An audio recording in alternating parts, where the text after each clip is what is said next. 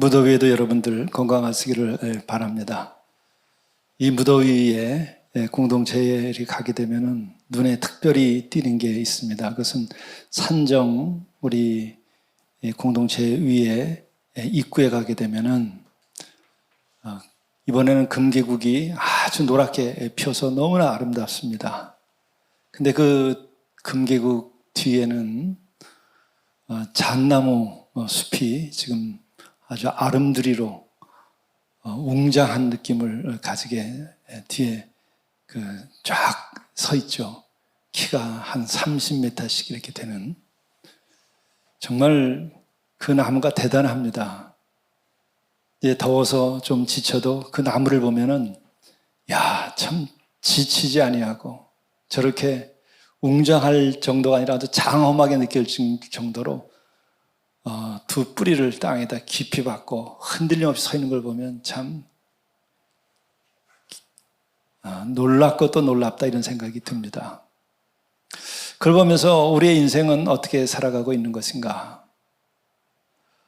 한겨울에도 그 자리 거기서 버티고 서 있고 이 무더위에도 역시 그대로 서 있고 폭우가 내려도 흔들림 없이 그 아름드리 잣나무가 하늘을 향해 치솟아 있는 걸 보면은 야, 참 장대하고 위험을 느끼게 해주고 그러면서 부러운 마음도 가지게 이렇게 해줍니다. 그러면서 이런 나무를 키우신 하나님의 섭리가 참 대단하고 또 이런 하늘 아래 산다고 하는 것이 얼마나 귀한 일인가. 이걸 볼 수 있는 눈을 가지게 해주셨으니 얼마나 고마운가. 그런 생각이 들어요. 그리고 그 나무들은 우리가 키우지 않는데도 그 악조건의 그 날씨를 견디면서 자라는 걸 보면 참 훌륭하다. 네, 우리들의 삶은 왜 그렇게 하지 못할까? 또 어떤 삶을 살면 그런 삶을 살 수 있을까? 또 어떤 믿음을 가지게 되면 우리는 그렇게 훌륭한 믿음의 사람이 되고 어쩌면 그렇지 못한 인생으로 살다가 근심 걱정하고 세월을 보내며 쫓겨 살다가 그냥 이 생에서 끝을 보는 그런 바람에 나는 겨와 같은 인생을 사는 것일까 이런 생각을 하게 됩니다. 네, 그런 생각을 하는 중에 오늘 요한 1서 4장에 나오는 이 말씀이 제가 영성 일기를 쓰면서 큰 은혜를 받은 것이어서 이 말씀을 오늘 함께 나누는 것입니다. 우선 요한 1서는 요한 사도, 그분은 예수님의 12 사도들 가운데에서 가장 영적인 분이셨죠. 그리고 가장 깊이 영적인 교제를 나눴기 때문에 예수님께서 특별히 사랑했던 제자였습니다. 그것은 영적이기 때문에 편애해서 사랑했다기보다는 제 생각에는 영적으로 되면 사랑의 소통이 일어나니까 그냥 사랑의 제자가 되는 거예요. 예수님과 우리의 관계가 정말 더 깊어지고 그분의 사랑을 많이 받는 것은 어떤 방법으로 받을 수 있을까? 그분이 나를 더 편애해서 사랑하기 때문에 더 사랑받는 게 아니고 내가 영적으로 되면 사랑의 소통이 일어나기 때문에 예수님의 사랑을 더 많이 알게 되는 거예요. 근데 이분은 요한 1서, 2서, 3서 이것은 말년에 아마 80, 90이 다 됐을 때 쓰시지 않았을까 생각이 돼요. 그러니까 얼마나 더 영적 경험을 많이 하셨고 영적으로 심오한 분이 되셨을까. 그래서 요한 1, 2, 3서 보게 되면 간단해 짧아요. 그리고 가장 영적이에요. 그리고 요점은 사랑하라 그거예요. 사랑하라. 가장 깊은 영성 뭐냐? 사랑. 가장 참되게 사는 거, 가장 아름답게 사는 거, 사랑에 이르러서 사랑의 꽃을 피우는 것이다. 그것을 이루는 것이 예수님을 잘 믿는 것이고 예수님을 잘 믿게 되면 그렇게 된다. 교회도 마찬가지로 우리가 어떻게 하면은 교회 생활을 잘하고 또 교회도 부흥하고 성도와 성도가 서로 하나가 되고 그리스도의 지체로서 훌륭하게 하나님의 나라 일을 하고 사랑을 실천할 수 있을까? 사랑하라. 그걸 아는가? 진짜 내 안에 사랑이 나와야 되는 것이죠. 그런데 그 사랑의 깊은 세계는 오늘 말씀을 보게 되면 가장 영적인 것이에요. 그건 오늘 7절, 8절 말씀을 보게 되면 결론에서도 그래요. 하나님은 사랑이시라. 예? 사랑하는 자들아 우리가 서로 사랑하자. 사랑은 하나님께 속한 것이니 사랑하는 자마다 하나님께로부터 나서 하나님을 알고 사랑하지 않는 자는 하나님을 알지 못하나니 이는 하나님은 사랑이심이라. 이보다 심오한 종교 철학이나 이보다 심오한 철학이 없어요. 가장 영적인 거예요. 이 오늘 이야기의 시작은 어떻게 시작되냐면은 사랑하는 자들아 영을 다 믿지 말고 오직 영들이 하나님께 속하였나 분별하라. 영적인 이야기로 시작을 하는데 그 영적으로 분별력을 가지라는 거예요. 거짓 선자가 많이 세상에 나왔다. 하나님의 영을 알아야 된다. 그 결론이 바로 하나님은 사랑이시라. 이렇게 오늘 말씀으로는 결론이 나는 겁니다. 그러니까 우리들이 신학적으로 공부를 많이 하고 또 인문학적으로 뭐 다른 많은 책을 읽고 우리들이 했을지라도 또 어떤 교리를 우리가 많이 깨닫고 알고 또 많은 수행을 했을지라도 경건의 연습을 많이 하고 훈련을 했을지라도 그 마지막의 결론은 뭐냐? 영적인 분별력을 가지고 영적인 삶을 살아야 된다. 그리고 그렇게 사는 것의 마지막은 하나님을 만나는 것이요. 그것은 곧 사랑이라. 결론이 너무나 분명하게 나 있는 거예요. 이건 또 다르게 말하면 내가 주님을 진정으로 그리스도로 영접하고 나면 내 안에 찾아드는 것이 뭔가? 예수 그리스도요. 예수 그리스도를 영접한 이에게 남는 그 영적인 세계는 뭐냐? 사랑이라고 하는 거예요. 그 사랑의 힘이 있는 이들은 우리 공동체 산정에 있는 그 아름드리 몇십 미터짜리의 잣나무 그 이상으로 그 삶의 뿌리를 깊이 내리고 그 선자리에서 생을 견디면서 아름다운 열매를 맺고 자기 존재 자체가 그렇게 존귀하고 웅대하고 정말 남들 보기에 우러러보는 그런 존재로 바뀌어 있는 거예요. 이게 하늘의 은혜를 입은 결과이기도 하죠. 그 다음에 기독교에서 가장 영적인 주제가 몇 가지가 있어요. 그 첫째가 하나님이 세상을 사랑하셨다고 하는 거예요. 그리고 그 결과로 창조하셨다는 거예요. 가장 영적인 데 이르게 되면 여러분들은 창조하신 그 하나님을 보게 되는 거예요. 하나님 직접 보지 못하더라도 하나님께서 지으신 그 세계의 아름다움을 보는 거예요.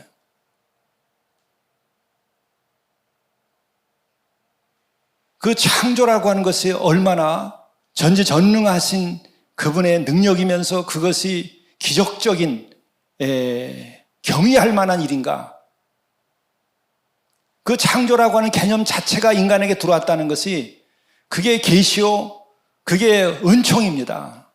인간의 뇌가, 인간의 인지가 이 눈에 들어온 만물을 초월적인 존재가 있어서 이 세계를 무에서 유로 창조했다고 하는 그 창조의 개념이 인간에게 들어왔다는 것이 그게 계시고 은총인 거예요.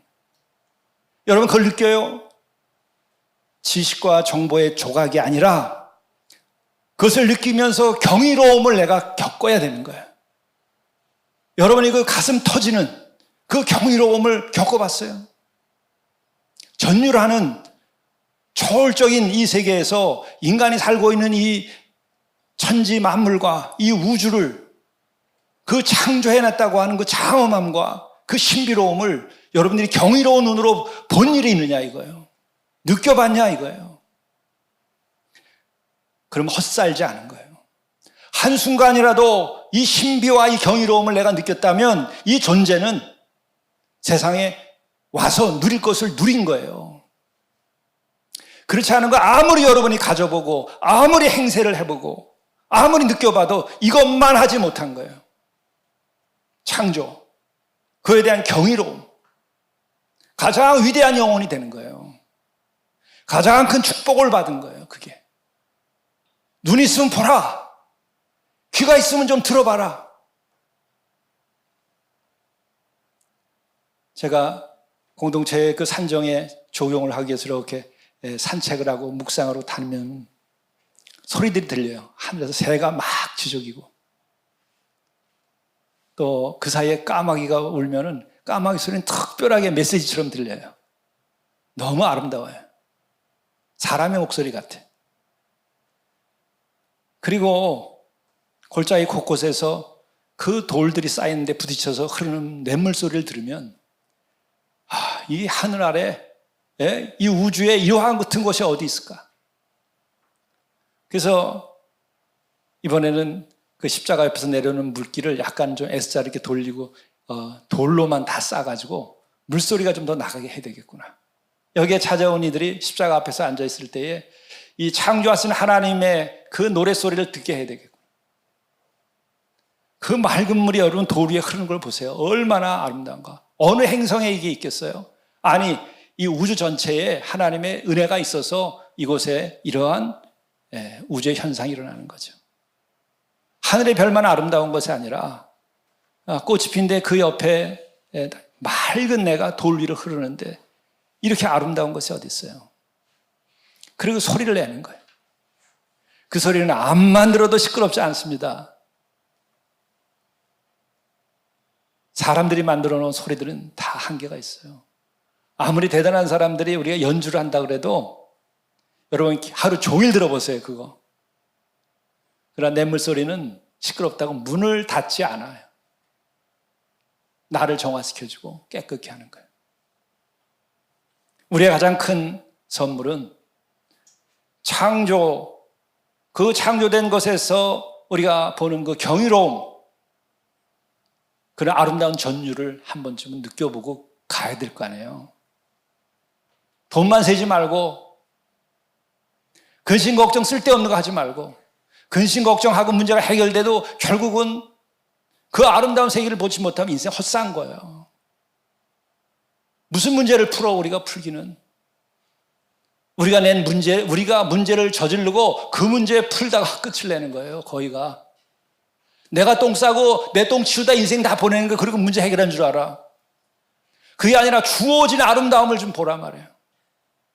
이번에 수련회도 하는데 여러분들이 와서 그런 걸 좀 보세요. 수련회 한다고 시간 내 들들 볶지 않을 거예요. 그냥 주어진 세계가 얼마나 대단한가를 보라고. 우리 손으로 만들 수 없는 세상을. 거의가 다 자기가 저질러 놓은 일로, 인간들이 저질러 놓은 일로, 모든 정치가들은 자기네들이 문제를 저지르고 자기네들이 문제를 풀면서 자기네들이 영웅이 돼요. 자기네들이 전쟁을 일으켜놓고 전쟁에서 이기면 자기네들이 또한 영웅이 돼. 죄악을 반복하는 거예요. 어떤 문제가 인간이 한 것 중에 풀린 게 있습니까? 죽음을 풀었습니까? 진정한 행복의 열쇠를 우리가 가지고 있는 것입니까? 무엇을 만들었죠? 우리가 지금 이 하늘 아래서 우리가 와서 로켓 화성까지 간다고? 그 만든 분이 우스워요. 웃으셔요. 만든 게 없어요. 조작을 했을 뿐이지 창조하지 않았다고요. 그렇기 때문에 우리가 진정으로 깨닫고 눈이 열고 그래서 영적으로 사람이 바뀌게 되면 창조의 아름다운 세계, 창조라고 하는 그 개념 자체가 얼마나 위대한 것인가를 알게 되는 거예요.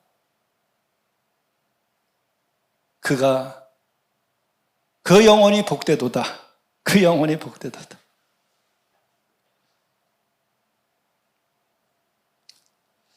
공동체에 저만 그 묵상을 하면서 이런 감동을 받나 해서 미안한 생각이 드는데 여러분들도 이 여름에 한번 느껴보시기 바랍니다. 그리고 두 번째는 그 만물을 쓰는 하나님이 죄악을 저지르고 이 세계의 아름다움을 보지 못하고 자기 욕심과 탐욕과 죄에 갇혀서 어둠 속에 빠져서 사는 인간들을 구원하기 위해서 사람의 몸을 입고 당신이 만든 세상으로 왔다는 거예요. 못 믿겠어요. 너무나 상식 바뀌니까. 우리들의 인간의 이성으로 계산해가지고는 답이 안 나오는 거니까 인간은 이걸 받아들일 수 없어요. 그러나 단 하나, 진정으로 내가 내 죄를 알고 내가 절망하고 좌절하고 가슴을 치는 것만이 아니라 내가 진정으로 살아야 되겠다고 하는 구원을 내가 받아야만 되겠다고 하는 내 자신에 대한 진정한 사랑에 이르면 상황이 달라져요. 나를 진정으로 사랑하면 이 문제를 해결하려고 덤벼들어요. 자포자기하지 말란 말이에요. 내팽겨 두지 말란 말이에요. 내 영혼을 진정으로 사랑하고 내 인생을 헛되지 않게 내가 마무리하겠다고 생각하면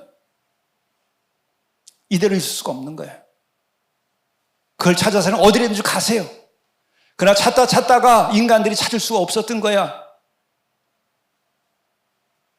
그래서 그 가운데 인간들은 계시를 받아서 그분이 오실 것을 기대했고 그분이 오셨다는 거예요. 성육신했다는 거예요. 단 한 가지 이것을 받아들일 수 있는 사람은 진정으로 자신과 이 우주와 인간들을 애절한 마음으로 사랑하면 받아들여져요. 그러나 이성과 논리를 가지고 따지면 절대로 그렇게 이기적이고 그렇게 계산적인 사람은 초월을 경험할 수가 없어요. 사랑을 가진 사람만이 인간의 이성을 초월한 세계를 받아들일 수 있는 거예요. 여러분을 진정으로 사랑하고 여러분 자식을 진정으로 사랑하면 나 자신에 대해서도 자식에 대해서도 계산하지 않아요.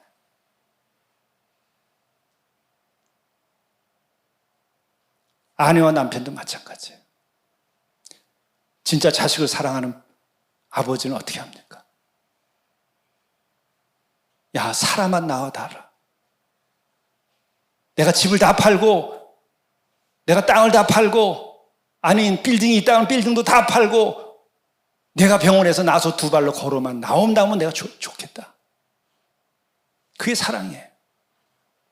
계산을 하는 아버지는 그렇게 안 해요. 못해요.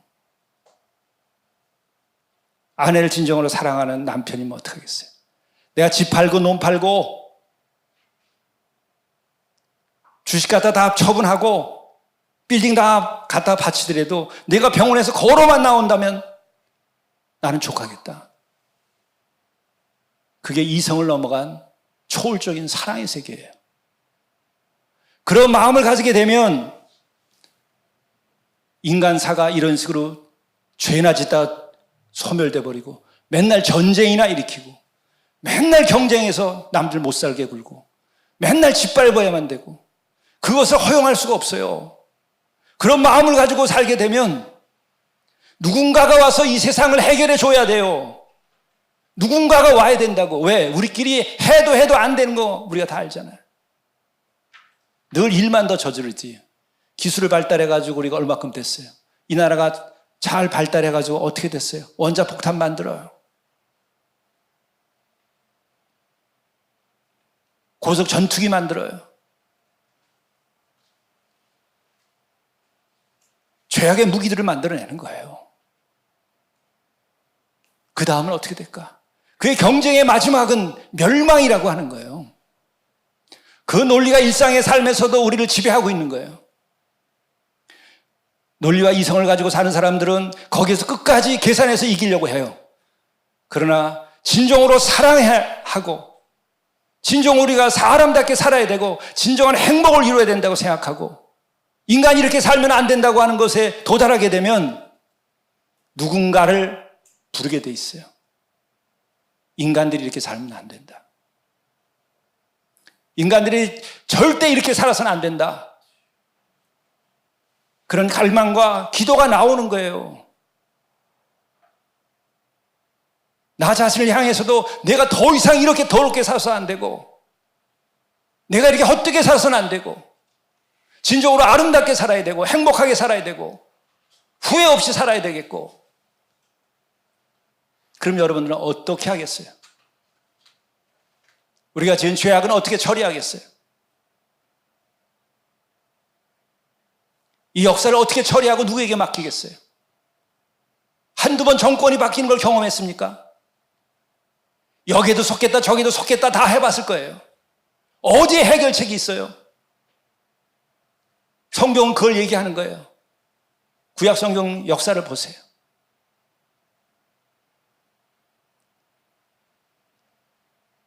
이 있는 것을 있는 대로 이 실제를 바라다 보게 되는 그 눈이 있어야 돼요. 그게 영적인 겁니다. 그래서 하나님의 눈으로 보니까 인간들이 너무 불쌍한 거예요. 하다못해 안 돼서 자기가 사람의 몸을 입고 왔다는 거예요. 기독교는 이걸 말하는 거예요. 상식이 아닙니다, 기독교는. 종교 철학이 아닙니다. 기독교는 인간의 것이 아닙니다. 이 만물을 지었다고 하는 그분이 당신이 너무나 사랑하기 때문에 이대로 줄 수 없어서 당신이 나섰다는 거예요.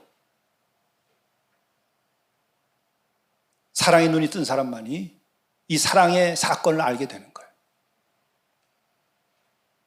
끊임없이 나의 계산만 가지고 인생 끝까지를 바라다 보는 사람들에게는 받아들여지지 않아요. 절대로 받아들일 수가 없어요. 그건 하늘의 법이기도 한 겁니다. 이미 저주가 임하여 있는 거예요. 그래서 믿지 아니한 자마다 이미 심판이 임했다는 거예요.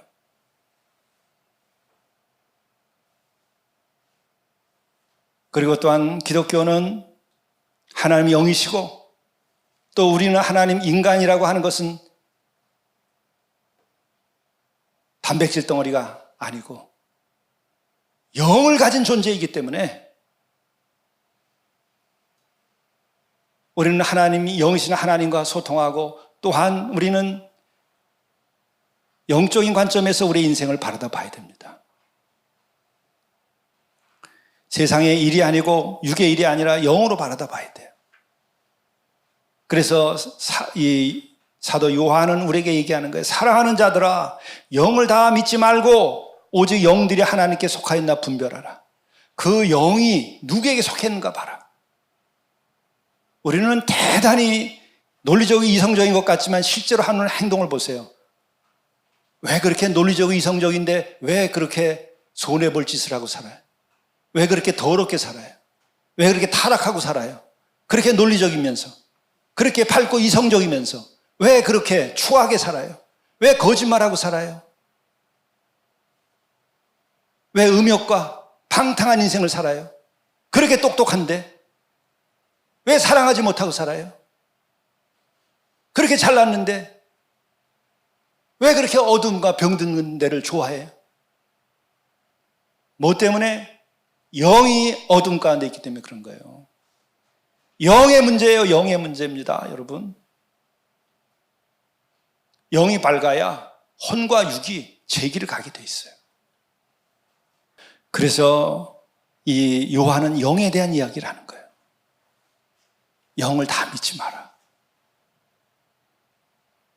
그 지도자가 어떤 영에 쓰였는지를 봐라. 하나님을 부정하고 인간을 하나의 물질로 취급하고 역사의 마지막에는 심판과 천국이 없다고 얘기하고 그 영이 되면 그 영에 사로잡히면 뻔한 거예요. 인간은 그냥 몇십만씩 죽여도 괜찮아. 죽음의 자리로 젊은이들을 불러 집에서 끌어다 모아가지고 몇만 명씩 그냥 죽음의 자리를 보내둘 수 있어요. 그러나 우리의 영이 정말 깨어서 한 영혼들이 함부로 할 수 없는 존재인 줄 알고 하나의 고기 덩어리가 아닌 줄 알고 그리고 삶과 역사가 끝나는 데에는 하나님의 심판이 있는 줄 알고 의의 최후의 승리를 믿고 생이 이것으로 끝나는 게 아니라 내 생이 있음을 안다고 한다면 그런 무지막지한 악한 짓을 하지 않아요. 그러면 기독교 안에서도 십자군 전쟁도 있었는데 어떻게 하느냐. 그때도 여기도 오늘 얘기 나오는 게 그거예요. 교회 안에 사람들을 두고 하는 얘기예요. 교회 안에 들어와 있는 분들에게 얘기하는 거예요. 오직 영들이 하나님께 속한 것인지 아닌지 분별하라. 우리 안에서도 분별해야 되는 거예요. 그런데 이 분별할 때 기준이 중요합니다. 제가 지난주 또 지지난주 그런 경험을 했는데 제 공동체 숙소에 시계가 걸려 있는데 이게 배터리가 오래되니까 30분씩 덜 가. 지지난주에도 속았어. 기차 시간 늦어서 못 탔어요. 30분이 늦으니까 안 돼요. 그걸 보다가 이 시계를 보니까 시간이 지나간 거예요. 기준이 굉장히 중요해요. 그리고 새벽 기도 때도 아직도 30분이 남았네. 이러고 앉아있다 보는데 막 문을 두들기는 게 목사님 오라고. 이 기준이라는 게 우리는 시간을 기준으로 삼잖아요. 근데 어떤 시계의 시침을 보고 우리가 사느냐.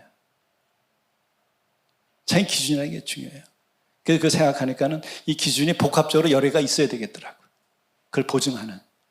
그래서 벽에 걸린 시계도 있고 손목의 시계도 있고 또 스마트폰의 시계도 있고 서로가 도움이 되는데 영에 대해서도 몇 가지 기준이 있어요. 뭐가 진짜 하나님의 영을 받은 것이냐, 뭐가 진짜 하나님의 영을 받은 것이냐.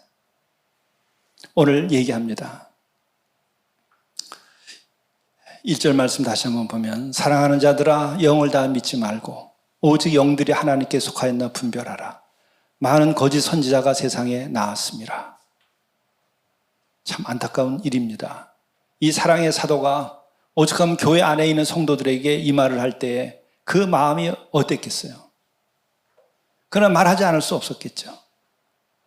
그래서 오직 영들이 하나님께 속하였나 분별하고 그래서 올바른 신앙생활을 해야 된다. 이렇게 하면서 사람을 정죄하지는 않았어요. 그렇죠. 내용을 보면 다음 말씀을 보면 이렇게 진행이 됩니다. 이로써 너희가 하나님의 영을 알지니 곧 예수 그리스도께서 육체로 오신 것을 시인하는 영마다 하나님께 속한 것이요. 하나님께 속한 영은 어떤 것이냐? 하나님의 영을 받은 사람들은 어떠한 마음을 가지게 되느냐? 예수 그리스도께서 육체로 오신 것을 시인한 영이어야 된다는 거죠. 이게 무슨 말씀입니까? 예수 그리스도께서 육체로 왔다는 것은 성육신을 말하는 거예요. 하나님께서 오죽하면 사람의 몸을 입고 오실 수밖에 없었을까? 너무도 사랑하기 때문에 우리를 구원하기 위하여 하나님께서 친히 사람의 몸을 입고 오셨다. 그것이 받아들여지면 하나님께 속한 영이다. 이게 첫 번째 기준이에요. 이것 빼고 여러분 어떤 윤리와 도덕과 선행을 하더라도 우리들의 믿음은 자라나지 않아요. 아무리 신학적 지식이 뛰어나고 초대교로부터 지금에 이르기까지 모든 신학의 책을 다 읽었어도 소용없어요. 여러분을 구원하지 못해. 예수 그리스도께서는 하나님이신데 사람의 몸을 입고 이 땅에 오셨다는 것이 받아들여져야 되는 거예요. 이번 수련회 때 아니면 여러분이 여름에 또 이 순간부터 여러분들이 정말 승부를 걸어야 될 것, 그것은 거예요. 예수 그리스도께서는 육체를 입고 이 땅에 오신 하나님이시다. 이것과 씨름해야 되는 거예요. 이게 받아들여지면 여러분 모든 것이 다 해결돼요. 믿음의 문제만 해결되는 것이 아니라 여러분의 존재에 관련된 문제와 여러분의 인생에 대한 것과 가정에 대한 문제와 역사에 대한 문제와 내가 무엇을 하고 일생을 바쳐야 되는지 모든 것이 다 끝나요. 더 이상 헛되지 않게 살아요. 더 이상 힘없이 살지 않아요. 여러분, 불가에서는 여름이나 겨울에 특별히 수도하는 시간이 있죠. 그때 용맹정진을 한다 그래요. 우리 공동체 옆에도 한국이 아주 가장 대단한 사찰이 있어요. 거기에서 용맹정진한다. 그게 뭔가요? 우리 그리스도인들은 생소하죠. 7일 동안 특별히 수도를 하는데 서로 건너편에 마주 앉아서 바라다 보면서 일주일 동안 등을 기대지도 않고 잠도 자지 않고 어떤 영적인 그 화두를 주면은 그거를 가지고 7일 동안 앉아서 그렇게 수행을 하는 겁니다. 장자불화라고도 그렇게 얘기를 하죠. 얼마나 그게 고통스럽겠어요. 일주일 동안 잠 안 자는 거예요. 눕지도 않는 거예요. 그러면서 그 어떤 화두를 해결하려고 그러는 거예요. 자기에게 주어진 인생의 문제나 혹은 스승이 준 어떤 문제를 자기가 풀기 위해서 일주일 동안 잠도 안 자고 앉은 채로 서로 마주 보면서 그렇게 수련을 해요. 그렇게 해서 어떤 이들은 그 답을 얻었다고 해서 득도의 경험이 되는 사람들도 있다고 그래요, 그분들. 여러분, 그 득도에서 그 개인이 무언가를 깨닫는 것보다 더 크게 우주의 근원적인 것을 깨닫고 내 인생의 근본적인 문제와 역사의 근본적인 문제를 깨닫는 것이 하나님께서 사람의 몸을 입고 오셨다는 거예요. 그것을 가지고 여러분들이 용맹정진하는 것보다 더 40일씩 금식하면서까지 그 문제를 해결해 달라고 여러분들이 부딪히면 여러분의 인생의 문제는 끝나요.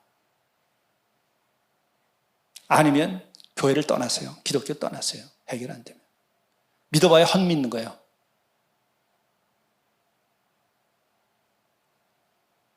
썬다싱이 젊은 날에 큰 마음에 질문이 생겼어요. 인생은 다 끝이 난다. 인간은 다 죽는다. 근데 왜 사느냐? 정말 만물을 지으신 그분이 계시고 그분이 나와 함께 하시고 내 삶이 끝나도 영생과 천국이 있다고 한다면 삶의 의미가 있지만 그렇지 않으면 삶의 의미가 없는 거 아니냐? 젊은 날에 그래서 그는 문을 닫아 걸고 문에다 못질을 하고 매달려서 기도했습니다. 당신이 계시면 나와달라. 그러면 내가 믿겠다. 그렇지 않으면 어차피 인생은 헛된 거니까 나는 그냥 여기서 죽겠다. 그게 용맹정진하는 것보다 더 무서운 거예요. 일주일 하는 게 아니라 나는 40일에도 아니면 내 죽을 때까지 하겠다. 사나 죽으나 마찬가지 아니냐. 그때 그가 하나님이 나타나 주셨어요. 그래서 썬다싱이 그가 맨발의 성자로 그 인도에 거길 다니면서 전도를 해서 수없이 많은 영혼을 구원하고 맨발로 그 알프스산을 넘었다는 거예요. 그래서 성자라는 이름을 붙였어요.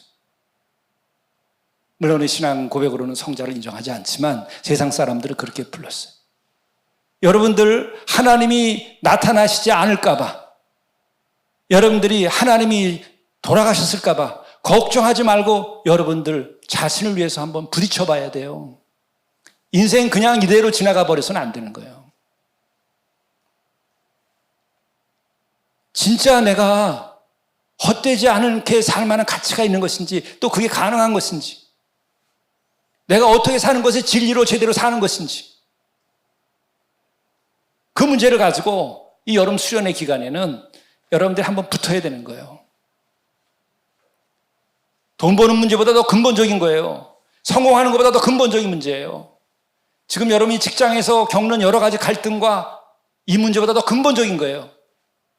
가정 내의 갈등과 여러 어려움들이 있을 수 있어요. 그보다 더 근본적인 거예요. 내가 병들어서 지금 누워 있어요. 그보다 더 근본적인 거예요. 내 존재와 영생에 대한 문제는. 그리고 이 문제를 해결하는 데는 바로 그겁니다. 하나님께서 나를 구원하기 위하여 사람의 몸을 입고 오셨는데 내가 이것을 믿을 수 있는지 없는지, 이것에 대해서 여러분이 승부를 걸면 여러분은 지금 가지고 있는 모든 크고 작은 문제가 사라져요. 왜? 그거는 별 문제가 아닌 걸 갖고 씨름하는 거예요, 지금. 그 문제가 해결되지 않았기 때문에 쓸데없는 일들이 나를 휘어잡고 있는 거예요. 영원한 가치 있는 세계를 모르고 영원한 세계에 대한 믿음이 없으니까 유한한 것들을 가지고서 맨날 시덕거리거나 혹은 근심 걱정하고 지내는 거야. 자유가 오는 거예요. 그 하나님 주를 영접하면.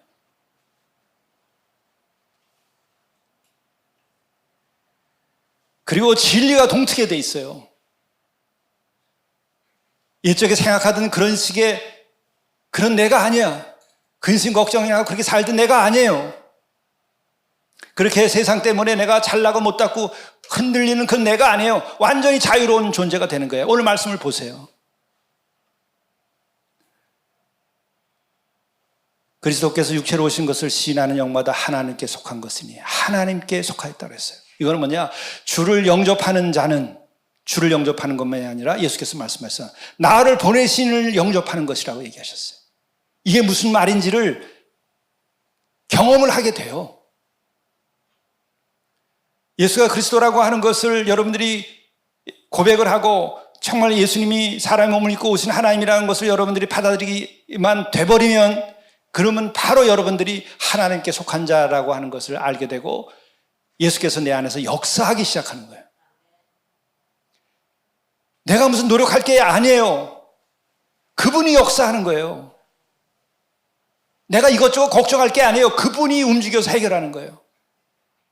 이게 인격적 신앙의 놀라운 은총인 거예요. 그 다음 보세요. 3절. 예수를 시인하지 않은 영마다 하나님께 속한 것이 아니니 이것이 곧 적그리스도의 영이니라. 오라 한 말을 우리가 들었거니와 지금 벌써 세상에 있느니라. 이미 세상에 그런 적그리스도의 영이 와가지고 혼란에 빠뜨렸어요. 성도들을 위기에 빠뜨렸어요. 많은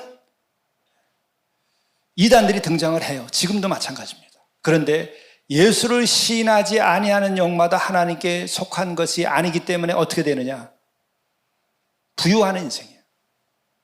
근심 걱정으로 살아가는 거예요. 정함이 없어요. 확고함이 없어요. 아니면 허무하고 무료해. 에너지가 다 떨어졌어요. 뭔가를 일으킬 수 있는, 창조할 수 있는 힘이 없어요. 하늘의 별처럼 언제든지 빛이 나는 그런 영으로서 내가 존재하고 있지 못하게 돼요. 그러나 예수를 시인하는, 그리스도로 시인하고 하나님께서 사람을 오셨다고 하는 그 성육신을 시인하면 그런 영은 하나님께 속한 자로서 내 능력이 아니라 그분의 능력으로 나를 보호하시고 그분의 능력으로 나의 길을 인도하시고 그분이 주신 그 사명을 나로 하여금 감당하게 하시고 그분이 주신 능력으로 모든 문제를 해결할 수 있도록 하는 거예요. 이것은 은총으로 주어지는 거예요. 우리가 노력할 필요가 없어요. 임하여서 나에게 힘을 주시는 거예요. 4절 말씀. 자녀들아, 자녀들아, 너희는 하나님께 속하였고 또 그들을 이겼나니 이는 너희 안에 계시니가 세상에 있는 자보다 크심이라. 이거는 이 아흔이 있을 때는 아흔이 전후가 됐으리라고도 보는데요. 그 나이에서 이미 인생을 다 겪고 믿음 생활을 다 겪어봤고 고난도 다 받아봤고 그러고 난 이 사도가 애절한 마음으로 얘기하는 거예요. 자녀들아, 너희는 하나님께 속하였다. 너희들은 그래서 너희를 유혹하거나 너희들을 근심 걱정으로 몰아가거나 너희를 악한 길로 인도하거나 유혹하는 모든 이들을 이기었다. 너희 안에 계시니까 주를 영접하게 되는 거예요. 예수를 그리스도로 시인하고 성육신을 여러분들이 시인하고 고백하게 되면은 그분이 내 안에 영접하게 돼서 내 안에 계시게 되는데 너희 안에 계신 그가 이미 세상을 이겼고 세상에 있는 자보다 크심이라. 예수 그리스도께서 십자가에 달리신 그때도 얘기했어요. 내가 세상을 이겼노라. 그게 무슨 말인지 알게 돼요. 이 세상이 그렇게 큰 것이 아닙니다. 하나님을 알고 하나님이 내 안에 들어와 계시고 그분의 사랑을 알고 예수님을 영접하면 갑자기 세상이 그렇게 커 보이지 않아요. 어떻게 보여요? 그렇게 크던 세상, 그래서 세상에서 손을 벌리고 세상에서 성공하려고 그러고 세상에 의지하고 아부하고 별걸 다 하는데 세상에서 인기를 구하고 뭘 구하고 하는데 그 생각이 다 없어져 버려요. 그리고 뭐가 들어요? 불쌍하다. 이 영혼들을 어떻게 구원할까? 이 죄악에서 어떻게 구원할까? 이 전쟁에 이 참혹한 악을 저지르는 이 인간의 역사를 어떻게 구원할까? 그런 것이 내 자신을 사로잡는 거예요. 못 배웠어도 그런 생각이 들어요. 가진 것이 없어도 그런 생각이 든다니까요. 돈 있어야 남들을 구제하겠다는 생각이 드는 게 아니에요. 돈이 생기기 전에 먼저 내 마음에 내가 도와주지 않으면 안 되겠다. 내가 지식이 먼저 있어서가 아니라 뭔가 저 사람들을 가르치고 일깨워야 되겠다는 생각이 먼저 찾아드는 거예요. 그리고 성령의 역사하시는 거예요. 예수께서 그러셨어요. 너희들 전대도 가져가지 마라. 그렇잖아요. 두보로도 가져가지 마라. 무슨 말을 할까 걱정도 하지 마라. 거기 가면 성령께서 너희들에게 필요한 말을 할 것이요. 너희들의 입에서 나오는 말로 구원할 수 있게 된다는 거예요. 그건 설교를 해보면 알아요. 누군가가 찾아오는데 그분이 어떤 분인지도 몰라. 그리고 내 마음도 어둠과 고통 속에 있을 때에도 내가 그가 찾아온다니까는 그를 위하여 기도하고 내 마음의 준비를 해야 되겠구나. 그를 위하여 기도하는 누군지도 모르는데 만났을 때 그분에게 그 얘기를 하고 나면 뭐라 그러는지 아세요? 오늘 목사님 뵙지 않았으면 큰일 날 뻔했습니다. 목사님 오늘 정말 주가 인도하셨습니다. 근데 나도 잘 몰라. 안수기도했는데 낫대요. 목사님 진짜 아주 훌륭하십니다. 나도 잘 몰라. 다만 주의 이름으로 안수했을 뿐이에요. 여러분이 보셨잖아요. 뭐냐? 그는 내가 하나님께 속하였기 때문에, 너희 안에 계신 이가 이미 세상에 있는 자보다 크고 세상을 이겼기 때문에 그러는 거예요. 영접이 중요한 거예요. 그러면 내가 의지해서 뭔가를 하려고 하는 바람에 생긴 근심 걱정이나 이 두려움이 떨어져 나가고, 그때는 어떤 문제가 되냐면 내가 할 수 있을까 없을까, 나 자신에 대한 관심이 커져요. 그러나 하나님께 속한 자가 되고 주를 영접하게 되면 어떻게 되느냐, 그 하나님이 생각하는 것처럼 다른 영혼들이 불쌍하게 되고 다른 영혼에 대한 관심이 나에게 생기는 거예요. 남들이 나를 어떻게 볼 거가 아니라 그 남들을 어떻게 도울 수 있고, 어떻게 구원할 수 있고, 저들을 어떻게 인도할 수 있고, 저들을 어떻게 행복하게 할 수 있을까, 이런 생각이 찾아드는 거예요. 그게 더 행복하겠어요? 아니면은 나 때문에 늘 근심 걱정하고 내 인생의 그냥 마지막까지 문제는 나 자신이야. 그렇게 되면 죽는 날 그 순간까지도 마지막 문제는 나 자신이에요. 내 죄 짓고 내가 지금까지 그 문제도 해결하지 못할 뿐만 아니라 내가 잘 살았을까 못 살았을까, 그 걱정하다가 인생 끝내는 거예요. 그러나 하나님께 속한 자들, 주를 영접하여서 마침내 하나님 안에 거하는 자들, 주님이 세상을 이긴 것처럼 갑자기 내가 달라져요. 갑자기 도와주고 싶고 해결해주고 싶고, 나는 가진 것도 없는데 뭔가를 주고 싶고. 근데 그 다음은 어떻게 돼요? 그걸 다 성취하게 되는 거예요. 우리 교회가 그냥 사로잡혀가지고 어려운 이웃 돕는 게 됐어요. 충분히 감당할 수 있는 능력이 우리가 있었나 보세요. 없었어요. 지금도 다 감당하기 어려워요. 그러나 놓을 수 없는 게 있어요. 그들에 대한 사랑과 책임이 있는 거예요. 그냥 붙잡고 있는 거예요. 때로는 이게 근심 걱정도 되고 짐도 되고, 어떤 때 감당할 수 없는 것처럼 짓눌리기도 하고, 또 그런 것 때문에 그러면 뭐 누가 박수만 쳐줍니까? 오히려 어려운 사람을 사랑하고 도와주면요, 그 사람들이 다 불평 불만을 누구한테? 자기 사랑하는 사람한테 하는 거예요. 복수를 누구한테? 자기 사랑하는 사람한테 복수해요. 상처를 입을 수밖에 없어요. 그러나 이것을 계속 해나갈 수 있는 것은 뭐냐? 우리가 하나님께 속하였고 우리 안에 계신 이가 세상보다 크고 세상에 있는 자들보다 크고, 그리고 힘을 주시기 때문에 가능한 거예요. 계속 우리는 고난과 역경 같은 교회에 있지만 계속 이루어지는 것을 볼 거예요. 나중에 새롭게 인도하심을 느껴요. 또 어느 시점이 되니까 때가 이르는구나. 또 역사하시겠지. 이 다음을 보세요. 5절에 그들은 세상에 속한 고로 세상에 속한 말을 하며 세상이 그들의 말을 듣느니라. 세상에 속한 사람은 세상의 언어와 세상의 사유를 그냥 하는 거예요. 그래서 세상에 속한 사람들은 세상이랑 잘 통해. 그러나 아무런 해결이 없어요. 아무런 해결이 없어요, 여러분. 그러나 우리는 어떤 말을 듣게 되냐. 6절을 보세요. 우리는 하나님께 속하였으니 하나님을 아는 자는 우리의 말을 듣고, 사도들의 말을 듣고, 하나님께 속하지 아니한 자는 우리의 말을 듣지 아니하나니 진리의 영과 미혹의 영을 이로써 아느니라. 여기서 우리의 말은 사도들의 말인데 그것이 지금 사도들의 서신들이에요. 성경, 신약 성경에. 다시 말하면 하나님의 말씀이라고 얘기할 수 있죠. 하나님께 속한 자들은 하나님을 알고 하나님의 말을 듣고 그 말에서 힘을 얻는 거예요. 그 말에서 지혜를 얻는 거예요. 그 말에서 용기가 나요. 여러분이 성경을 읽는데 성경 말씀이 갑자기 막 나에게 힘이 되고 용기가 되고 비전이 되면 여러분은 하나님께 속한 자예요. 여러분 하나님의 말을 듣고 있는 사람들이에요. 진리의 영이 여러분과 함께하는 거예요. 그런 은혜의 기쁨과 능력을 우리가 가지고 사는 것 때문에 우리가 이렇게 예배드리고 우리가 예수 믿는 기쁨이 있는 거예요. 그러나 미혹의 영이 여러분을 사로잡으면은요, 성경 말씀이나 세상의 이야기나 다 그게 그거야.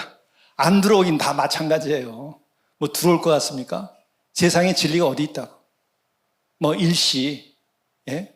자기 마음에 들어서 기쁨을 줄 수 있는 식구절도 있고, 또 무슨 뭐 영웅들이 한 얘기들이 있고, 그렇지만 다 탐욕과 자기에 근거해가지고 교만에 빠져서 하는 얘기들, 다 그게 그거예요. 심지어 용서하라 그러는데 그 말하는 그 철학자는 옆에 사람 용서했나요?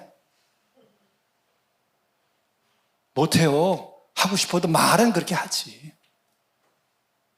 뭐 요즘에 교회 보고서도 뭐라고 막 그래. 왜 교회가 막 이기적이냐, 더 나눠주라. 그 말하는 사람은 나눠주시나? 10분의 1이라도 나눠주시나? 여러분 그래도 10분의 1이라도 나눠가지고 어려운 사람 노숙인 도우니까 여러분이 훌륭한 거예요. 하나 보세요. 그 사람들이 하고 싶어도 능력이 없어서 못해요. 10분의 1씩 띄어서 어떻게 노숙인들한테 주냐고요. 그렇게 똑똑한 사람들이 못 줍니다. 하나님께 속했으니까 그래도 우리는 노숙인들 돕자고 내고, 누구는 뭐 집을 팔아서 일부도 갖다 바치고 이렇게 하는 거지. 어느 대단한 철학자가 선을 행하라고 그러고 집 팔고서 거기서 일부러 갖다 노숙자한테 주는 철학자 봤어요, 여러분? 그런 인문학자 봤습니까, 여러분? 왜? 하나님께 속하 있느냐, 세상에 속하 있느냐, 진리의 영에 속해 있느냐, 미혹의 영에 속해 있느냐예요. 미혹의 영은 여러분 어떤 거예요? 사탄보다 지혜로운 자가 있어요? 사탄은 가장 지혜로운데 자기 희생이 없어요. 사탄은 가장 지혜롭고 똑똑한데 사랑이 없어요. 그게 사탄의 영이에요. 미혹의 영이 그거예요. 지금 이 시대는 그렇게 미혹의 영이 모든 세상 사람들을 다 미혹하고 지금 있는 시대예요. 우리 며칠이라도 하나님께 속하고 하나님을 아는 자가 되고, 그래서 그 진리의 말을 듣고 그렇게 해서 우리가 사랑을 실천하고, 또한 중요한 것은 이것이 가능하게 하는 것은 하나님께 속하였을 때에 하나님께서 진리의 영으로 우리와 함께하면서 성령으로 우리에게 능력을 주시고 우리에게 소망을 주기 때문에 그래요. 없어도 도와야 되겠다는 생각을 주신단 말이에요. 그러면 그 다음 단계는 있게 됩니다. 노숙 형제들도 보세요. 내가 이제 놀라운 거예요. 우리가 2006년도에 노숙 형제들 만났을 때에 그때 인도하심이 있었어요. 이분들이 설교에서 나오게 하고 치유받고 회복되고, 그리고 이분들이 자립자활 하고 성공하면 좋겠다. 그리고 이분들이 이분들의 증거가 되고 소망이 되고 이분들 돕는 사람 되면 좋겠다. 근데 어제도 그랬고 지난 토요일에도 그랬고 우리 형제들이 도우면서 너무나 행복해하는 거예요. 그 사진 한번 몇 장 보여주세요.